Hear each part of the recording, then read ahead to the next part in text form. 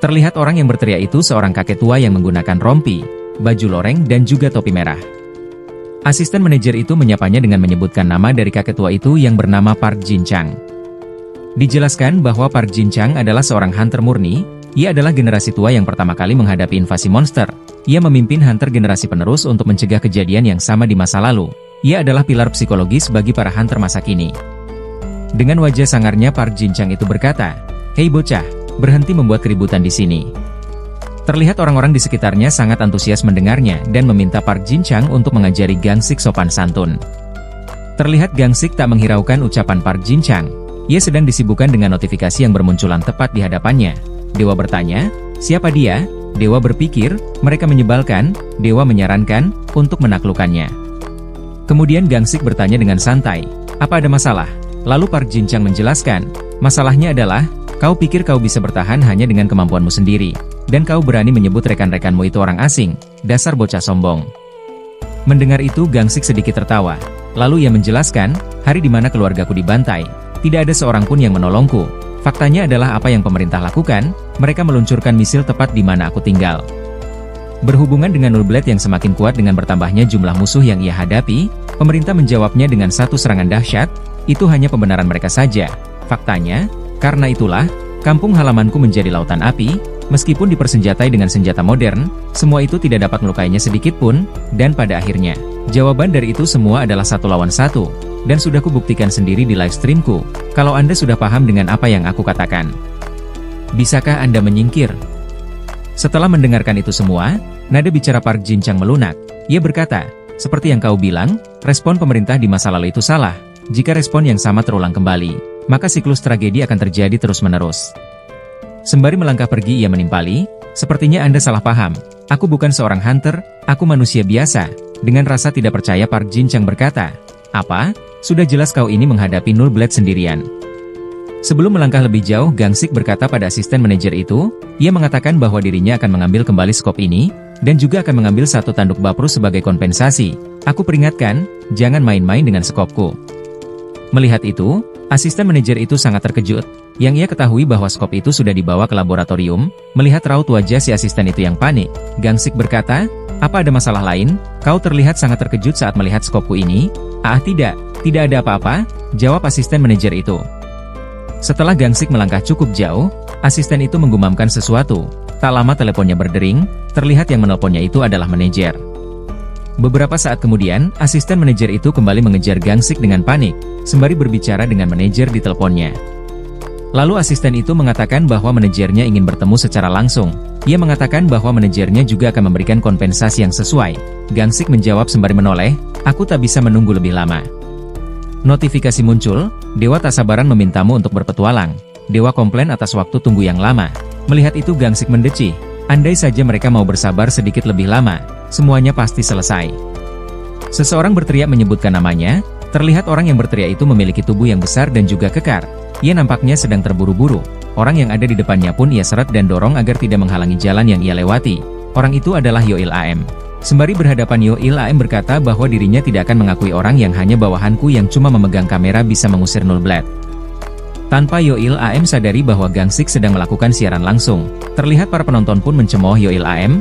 Bersamaan dengan itu notifikasi muncul. Dewa tak sabaran menunjukkan ketertarikannya. Dewa menyiapkan popcorn. Melihat itu Gangsik tersenyum, dalam hatinya ia bergumam, reaksi penontonnya sangat bagus dan Dewa juga tertarik dengan situasi ini. Kehadiran Yoil AM bisa menjadikan bahan konten yang bagus. Dengan tegas Yoil AM mengatakan pada semua orang yang ada di sana, bahwa kekuatan Gangsik berasal dari skop di tasnya itu. Terlihat orang-orang pun mulai mengerumuninya dengan beberapa pertanyaan di kepalanya. Gangsik pun menimpali sembari berjalan mendekati Yoil AM, "Jadi, emangnya kenapa? Apa hanya untuk mengatakan itu kau datang ke sini? Kau cukup berani juga untuk mempertaruhkan nyawa hanya untuk mengatakan itu?" Terlihat Yoil AM pun panik, ia melangkah mundur untuk menjaga jarak dari Gangsik. Dalam hatinya ia berkata, "Apa-apaan orang ini? Rasanya berbahaya. Apa orang ini adalah sampah yang sama dari yang aku kenal dulu?" Kalau dipikir-pikir, apa mungkin bagi orang biasa mengusir Null Blade hanya karena skop? Apa ada hal lain yang membuatnya mampu melakukan hal itu? Sembari mengarahkan skopnya ke arah Yoil AM, ia sedikit mengancam, "Mau cara seperti apa yang kau inginkan untuk pergi ke neraka?" Terlihat Yoil AM pun semakin panik. Sembari menjauh ia berkata, "Jangan mendekat. Kalau kau berani mendekat, aku tidak akan diam saja." Jadi apa yang akan kau lakukan jika kau tidak diam saja? Pikirkan apa yang sudah kau lakukan padaku. Yoi Lam menimpali. Itu semua sudah menjadi masa lalu. Aku sudah mendapatkan karmanya, aku didakwa bersalah. Dan apa kau tahu berapa banyak yang harus aku keluarkan untuk membayarnya dan bahkan aku dinikahkan dengan wanita yang tidak kukenal. Setelah masa-masa sulit itu, akhirnya pengadilan mengatakan bahwa aku tidak bersalah. Lalu Gangsik menyeringai sembari menurunkan kameranya dan menaruh kamera itu di atas meja yang ada di sana. Ia berkata, "Hei, kau tidak menyukaiku bukan? Ayo kita duel selayaknya pria." Tantang Gangsik, "Aku tidak akan menggunakan sekopku. Dan kau juga jangan menggunakan kekuatanmu, ayo selesaikan dengan tinju." Mendengar itu Yoi Lam semakin panik, ia menimpali. "Bertarung tanpa kekuatan, kenapa kau tidak menggunakan kekuatanmu juga? Bagaimana Gangsik?" Dalam hatinya ia bergumam, "Tidak mungkin aku bisa mengalahkannya dengan tangan kosong. Ototnya itu terbentuk dari pengalaman."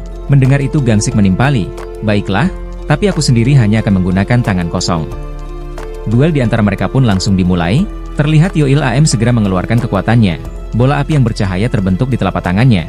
"Chow Gangsik, inilah akhir kesombonganmu, akan kutunjukkan kenapa aku disebut Flame Marksman."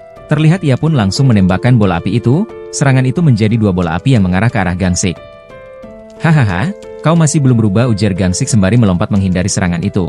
Yoi Lam pun menyeringai. Terlihat bola api yang berhasil Gangsik hindari kini berbalik mengarah ke arah tubuhnya. Bola api itu menghimpitnya dari tengah. Ledakan besar pun tak bisa ia hindari. Dengan menyeringai senang, ia merasa bahwa dirinya sudah menang. "Hahaha, tak peduli berapa banyak kau mencoba, tak peduli berapa keras kau berusaha, kau hanyalah seorang kameramen, berkelilinglah dengan kameramu di neraka." Akan tetapi, ia dibuat terkejut dengan kemunculan Gangsik yang secara tiba-tiba dari kobaran api itu. Terlihat Gangsik melayang di udara, tangannya mengepal bersiap untuk memberikan hantaman. Tak lama kepalan itu tepat mendarat ke kepala Yoi Lam. Beberapa gigi terlepas, darah mengalir dari hidungnya, tubuhnya sempoyongan tanpa keseimbangan, lalu jatuh ambruk ke tanah. Hanya satu pukulan yang Gangsik berikan Yoi Lam pun pingsan seketika, sekaligus menandakan pertarungannya telah berakhir. Orang-orang yang menyaksikan itu pun tercengang tak percaya, mereka merasa bahwa semua ini tidaklah nyata. Melihat manusia biasa tanpa kekuatan bisa mengalahkan seorang manusia super. Lalu Gangsik mengambil kameranya, kemudian ia mengatakan pada para penontonnya bahwa hanya itu pelajaran yang bisa ia berikan untuk Yoi Lam. Dan ia juga mengumumkan bahwa Thumbelina pemenang kuis minggu lalu, dan hadiahnya akan ia kirimkan esok hari. Tak lama burung krowekel datang menghampirinya dan singgap di bahu kanan Gangsik. Seseorang yang menyaksikannya di balik sebuah pohon sangatlah terkejut. Ia berkata, "Ini bukan waktunya untuk bengong, aku harus membuat dia tetap di sana." Lalu ia segera menyapa Gangsik sembari menghampirinya. "Tuan Gangsik, ada sesuatu yang ingin aku katakan. Pemerintah mengatakan bahwa mereka tidak akan menyalahkanmu." Melihat Gangsik yang mengacuhkannya dan pergi begitu saja, ia semakin panik. "Masalah terkait skop sudah diselesaikan, kita yang membuat masalah saat ini, jadi mohon maafkan kami." Lalu si asisten manajer itu mencoba untuk membujuk Gangsik dengan mengatakan bahwa dirinya mendengar. "Semalam Gangsik menginap di pemandian, sebagai permintaan maaf dari kami akan memberimu rumah." Gangsik menimpali, "Apa kau tahu berapa banyak penghasilanku sekarang? Alasan aku datang ke divisi monster karena tanduk Baprus hanya untuk membelikan hadiah untuk Thumbelina. Aku tidak terlalu khawatir menjadi kaya, aku tidak perlu banyak uang untuk mengalahkan monster Nullblade itu." Mendengar itu si asisten semakin panik, keringat menetes dari wajahnya, tangannya mendingin karena grogi.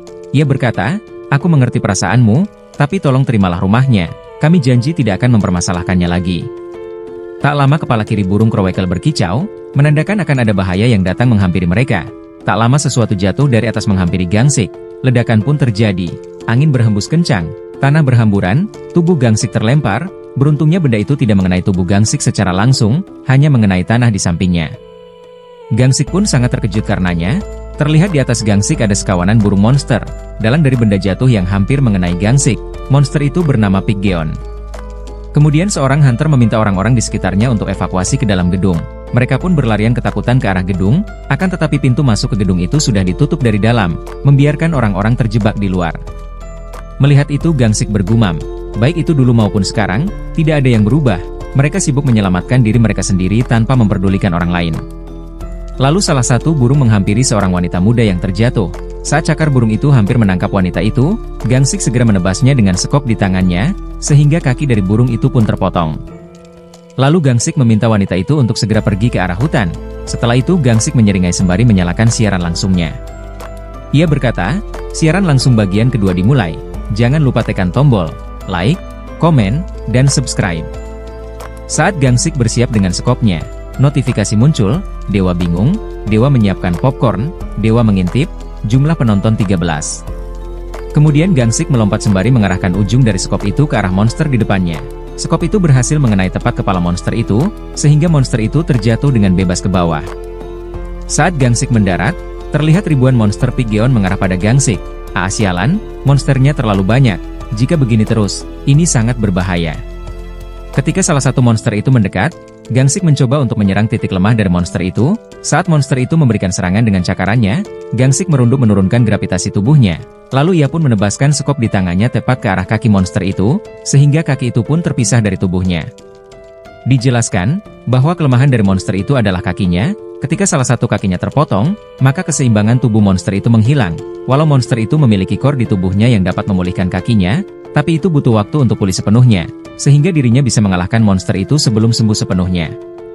Setelah berhasil memotong beberapa kaki monster Piggeon itu, Gangsik dikejutkan dengan suara kicauan burung krowekel kepala bagian kiri, menandakan akan adanya bahaya yang akan datang menghampiri. Benar saja, tak lama dari itu monster Piggeon meluncur dengan cepat dari atas ke arah Gangsik dengan cakar yang tajam di kakinya. Beruntungnya, Gangsik diperingatkan oleh burung krowekel sehingga ia memperhatikan area sekitar dan pada akhirnya menyadari adanya serangan dari atas dan berhasil menghindarinya. Saat Gangsik merasa lega terlepas dari bahaya yang mengincar sebelumnya, terdengar teriakan seseorang yang meminta pertolongan. Terlihat yang meminta tolong itu ternyata itu Yoilam. Ia berusaha keras memberikan perlawanan pada monster itu dengan kekuatan apinya, berharap monster-monster itu berhenti menyerangnya. Melihat itu, Gangsik sedikit keheranan dengan monster Piggeon yang berkumpul di sekitar Yoilam. Notifikasi muncul, Dewa Pemalas, tertarik, Dewa, tertawa. Gangsik mengira bahwa monster Piggeon itu tertarik pada seorang sampah, dan menyadari bahwa Yoilam itu seorang sampah. Lalu ia berkata pada Yoilam, hahaha, hei Yoilam, bahkan monster Piggeon sadar bahwa kau itu sampah nomor 1. Apa yang kau katakan jabingan? Kalau punya waktu bicara omong kosong, mending lakukan sesuatu pada mereka. Bantu aku, timpal Yoilam dengan panik. Para penonton yang menyaksikan itu di tayangan langsung Gangsik. Mereka berkata, kurasa penyakitku kambuh lagi. Sepertinya Piggeon memang mengincarnya, aku tahu kalau dia itu sampah, tapi apa benar sesampah itu? Dengan senyum yang merekah di wajahnya, Gangsik mencoba sesuatu untuk memecahkan pertanyaan di benaknya. Lalu ia mengambil batu kerikil dan melemparkannya ke arah monster Piggeon di sekitar Yoilam. Terlihat kerikil-kerikil itu tepat mengenai monster itu, sehingga monster itu menjauh dari Yoilam. Melihat itu, Yoilam tak menyangka bahwa Gangsik akan membantunya. Ia pun segera mengambil kesempatan itu untuk lari ke tempat perlindungan. Berhenti kau, kenapa bajingan ini datang ke sini?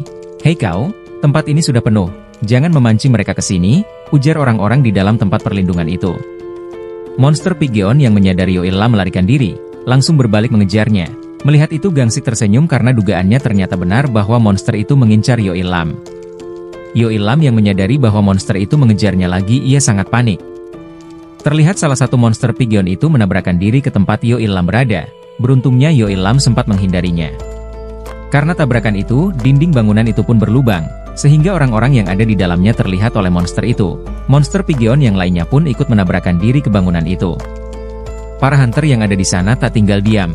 Terlihat beberapa serangan turut mereka keluarkan, diselimuti warna-warna cerah di setiap energi yang mereka lontarkan. Di sisi Yoilam, ia merasa bersyukur karena berhasil selamat dari serangan monster sebelumnya. Baru saja menghela napas lega, seekor monster Piggeon menghampirinya. Terlihat, Gangsik saat itu akan membantu mereka, dan ia berniatan untuk menyelamatkan orang-orang yang tidak bisa masuk ke dalam gedung itu terlebih dulu. Akan tetapi, di tengah perjalanannya, ia dikejutkan dengan teriakan seseorang yang meminta Gangsik untuk menolongnya.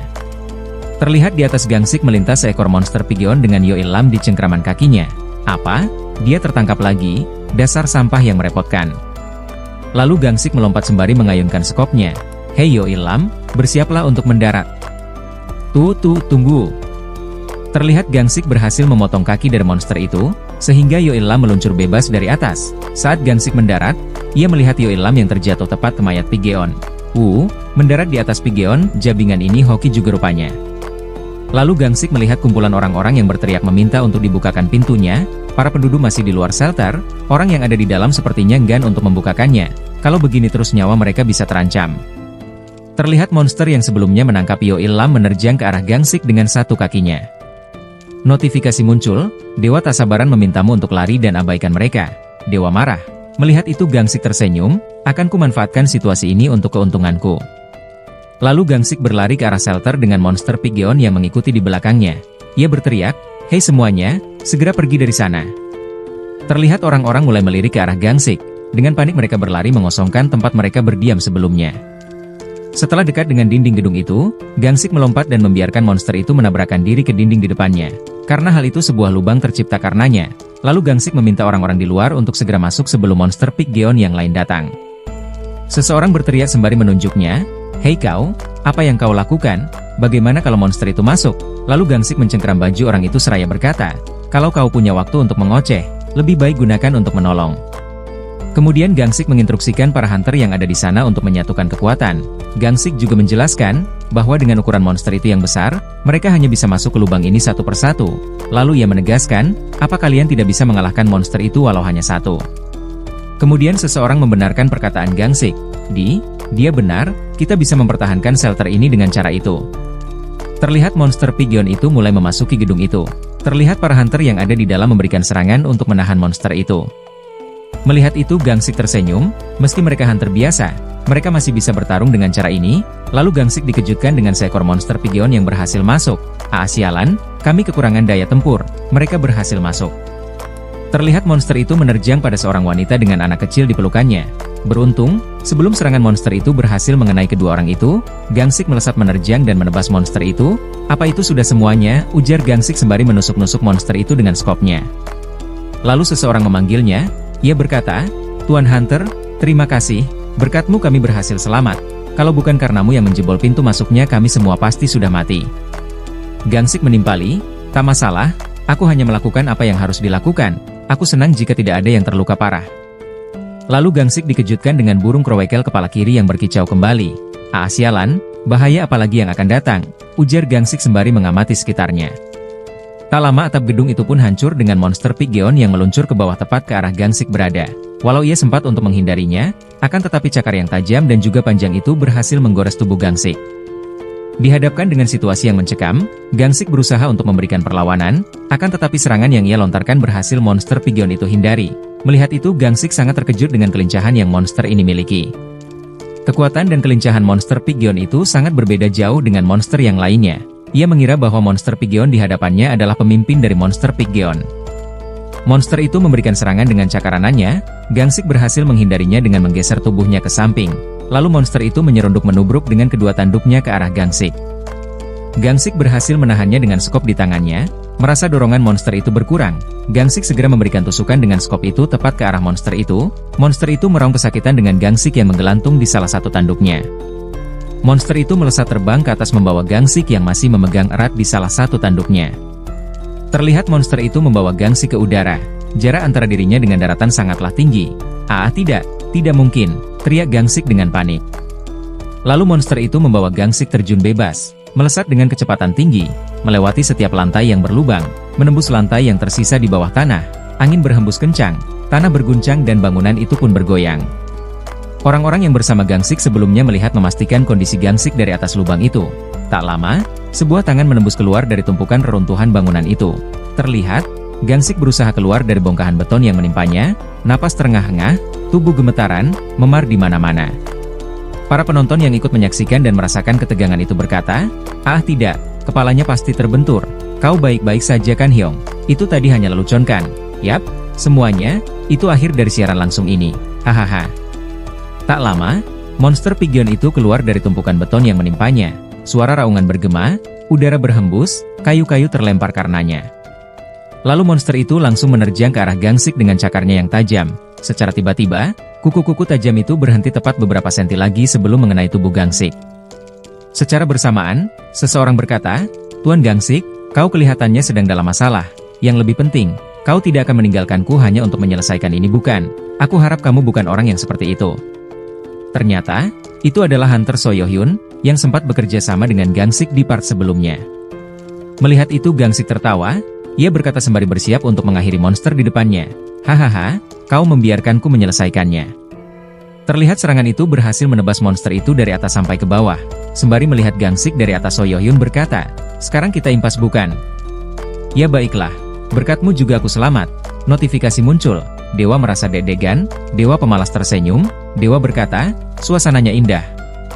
Aku dengar kamu sedang dirawat, aku tidak menyangka kamu malah ada di sini untuk melakukan ini, aku pulih dengan cepat, ya kelihatannya begitu.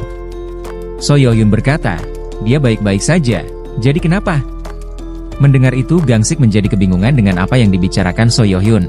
So Hyo-hyun menjelaskan, bahwa dirinya menceritakan adiknya yang menyukai siaran langsung dari Gangsik. Dalam hatinya ia bergumam walaupun adiknya tidak pernah menonton siaran langsung miliknya. Mendengar itu Gangsik cukup terkejut. Matanya terbelalak atas perkataan itu, lalu So Hyo-hyun pun berpamitan untuk keluar terlebih dahulu, dirinya mau melihat kondisi di luar saat ini. Sembari melihat kepergian So Hyo-hyun, Gangsik berkata bahwa dirinya akan menyusul. Kemudian Gangsik mengingat suatu rumor yang mengatakan bahwa di ruangan bawah tanah ini menyimpan banyak dokumen penting, dan itu ternyata benar. Setelah keluar dari ruangan itu, Gangsik melihat tim penyelamat sedang melakukan evakuasi di sana. Terlihat, tim penyelamat sedang mengangkut para korban dan sebagian membedah para monster untuk mengambil core yang ada di tubuh mereka. Lalu Gangsik berkata pada para penontonnya, "Hei penonton, itu tadi adalah akhir dari siaran langsung hari ini, aku benar-benar kacau sekarang. Dan sepertinya aku akan dirawat untuk sementara waktu. Untuk Nona Tumbelina, aku tidak melupakan hadiah untukmu, jadi jangan khawatirkan soal itu." Terlihat Tumbelina membalas perkataan Gangsik di kolom komentar. "Iya, aku akan menantikannya." Notifikasi muncul, Dewa tak sabaran bertanya, "Apa itu akan menjadi petualangan yang menyenangkan lagi? Dewa menyuruhmu untuk segera pergi." Melihat itu, Gangsik bergumam, "Bukankah sudah kukatakan, aku harus dirawat? Tapi aku bersyukur karena kehadiran mereka lah, aku bisa sampai sejauh ini." Sembari melangkah pergi dengan burung krowekel di sampingnya ia berkata, "Baiklah akan aku tunjukkan petualangan yang sangat kalian ingin lihat." Notifikasi muncul, Dewa berteriak senang. Dewa melompat naik turun ke girangan, jumlah penonton 13.